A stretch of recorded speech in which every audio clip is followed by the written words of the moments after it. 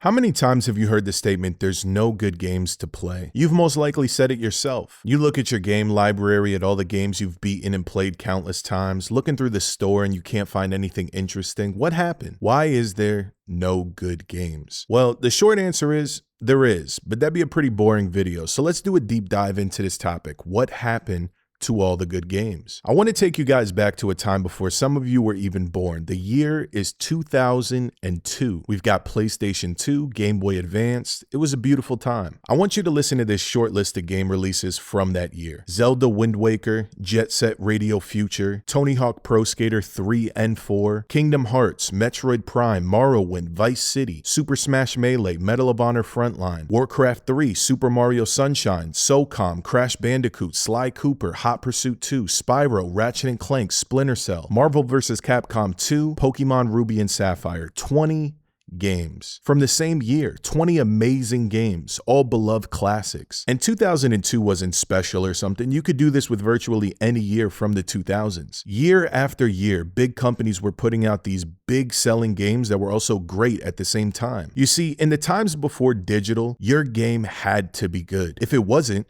you didn't make money. It was a bust. There was no putting out patches to fix bugs. You couldn't continue balancing your game after release. What the consumer got on release day was the completely finished product. As a developer, your reputation was on the line with every release. One poorly received game could be the difference between you having a job or not. It was also way harder to actually have a game published. Let's say you're some small-time company with an idea for a game. If you want to bring your vision to light, you've got to get publishers on board. Unless you're just loaded with cash, there was no avenue for you to just put your game out to the people. So if Sony, Nintendo, or Microsoft are going to take a chance on your game, they've got to see that you have something special. This is why in that era, game releases were really dominated by all big name companies. Nintendo, Sega, EA, Konami. The overwhelming majority of games released each year were by companies with big money. You didn't walk into a GameStop and see a game selling for $10 on release day. Indie games just weren't a thing like that. But those big name companies still had to abide by the idea of putting out quality that's going to make the audience anticipate further releases. This is an important part of the whole story to understand. In the pre-digital world, quality meant more money. See, digital gaming is where everything changed. The way these corporations viewed profits, their whole business models, everything shifted, in my opinion, for the worse. Cosmetics, deluxe editions, DLCs and expansions, battle pass and season passes. Developers found tons of new ways to continue to profit off their games outside of just selling copies. Companies can now release half-baked games because of update patches. There's no need to put excessive resources into making sure your game is perfect, because we could just release it with slightly less work done and let the player base find the problems. If there's complaints of any kind, the players will let us know and we'll just put out an update. Remember how No Man's Sky flopped and it was the biggest disappointment in gaming history? Then over the years, they turned it into a good game based on feedback they got? That doesn't happen 20 years ago. No Man's Sky releases in a pre-digital world, and the publisher of that game would have never been allowed to make another game again. Some may look at No Man's Sky as a success, an underdog story. I see a development team who marketed themselves off of lies because they valued the dollar more than a quality product. Remember what I said, back then quality meant more money? In the digital world, that no longer became the case. Instead, for large companies who had nothing to prove, the mindset changed to doing just enough to keep players around. There's no need to absolutely blow people away with our games. We just have to do enough to keep them there so we can continue to make money. But while this is going on, while the big names in gaming are playing the money game, something else was happening. The digital era gave a platform for the little guys, the indie renaissance. Gone were the days where you had to get some big wigs to back your game. If you had a vision and the skills to make that vision come true, you can now bring that dream to life. Do you guys know how much it costs to get a game published on the Steam store? $100. That's it. Anybody watching this video right now could realistically publish a game on Steam if you wanted. The barrier for entry was gone at this point, and because of that, the number of players that now have their hand in the pot goes up exponentially. In 2023, there was almost 15,000 new games released on Steam. Is a lot of it trash? For sure. Is most of it trash?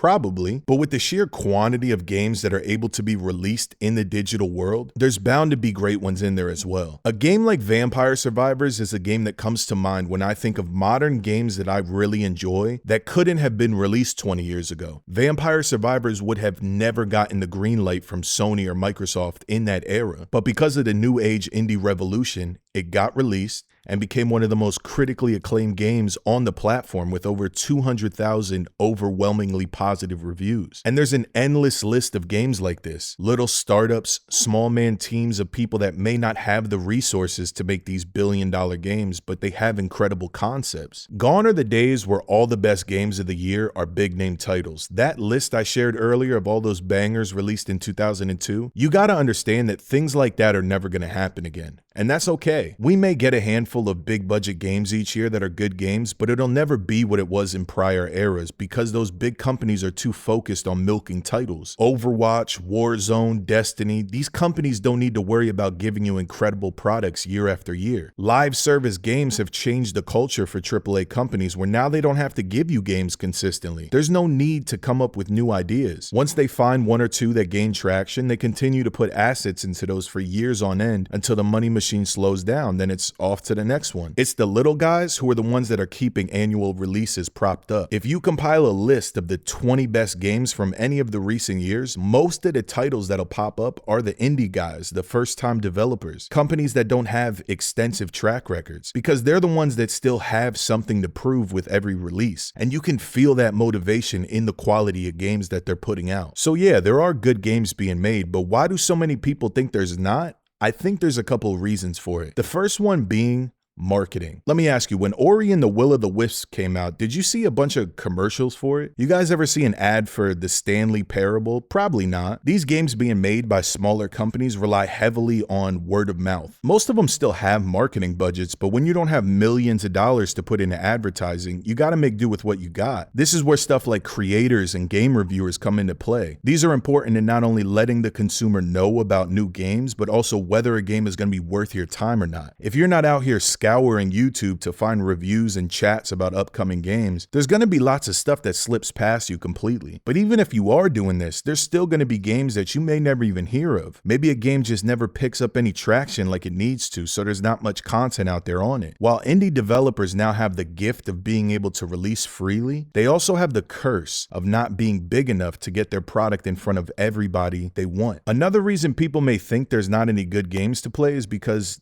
they're limiting themselves. If your vision of good games consists of big budget AAA FPS games and that's all you play, I hate to be the bearer of bad news, but you're gonna be miserable looking for games. When you box yourself into this mindset of I like what I like and you're not willing to explore all that gaming has to offer, you're significantly limiting what's available to you. If you listen to music but you're only listening to pop music on the radio and you go, where's all the good music? Brother, it's out there. You just gotta broaden your horizons. Sure, we've all got our preferences when it comes to game genres, that's natural, but game creation is art, and you've got to be willing to see all the different visions that people have for this art form. If you want to box yourself into only a specific niche and shut out everything that doesn't fit, you got to ask yourself, do you really enjoy gaming like you say you do?